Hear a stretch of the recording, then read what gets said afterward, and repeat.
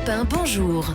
5h, 6h30. Émilie Bonneau. Il est 6h15 et on parle santé avec le docteur Europe 1, Gérald Kierzek. Bonjour Gérald. Bonjour Émilie. On vous retrouve tout à l'heure à 11h30 dans Question de santé. Et ce matin, vous nous parlez des bonnes résolutions du Nouvel An. C'est vrai que c'est un peu la tradition à chaque fois. C'est un peu la coutume de prendre des bonnes résolutions et surtout de les tenir. Il y a une des bonnes résolutions de ce début d'année, c'est de dire je vais me mettre au régime, j'ai pris un peu de poids. Alors, j'allais dire, c'est pas tellement le régime la bonne résolution de l'année, mais c'est de mieux manger, de moins manger et de mieux manger avec un meilleur équilibre alimentaire. Ça veut dire quoi ? Ça veut dire corriger ses erreurs.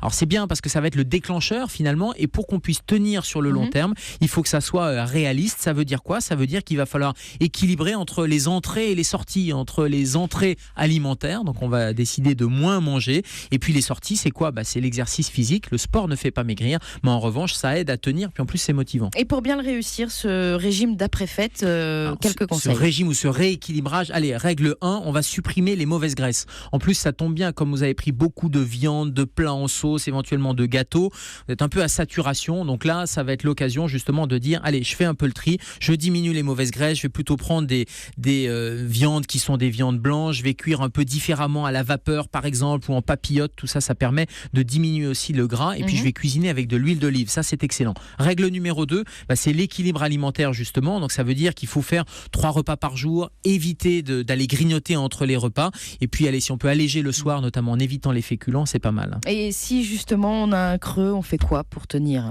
Alors, il faut éviter le grignotage, mais on peut grignoter avec des choses qui vont remplir l'estomac sans que ça soit des bombes caloriques. Donc, c'est sûr que si vous prenez du sucre en trop grande quantité, il y a beaucoup de calories. En revanche, vous pouvez prendre un yaourt, vous pouvez prendre un fruit. Ça, c'est important. Et puis, il y a des astuces au quotidien qui permettent de tenir.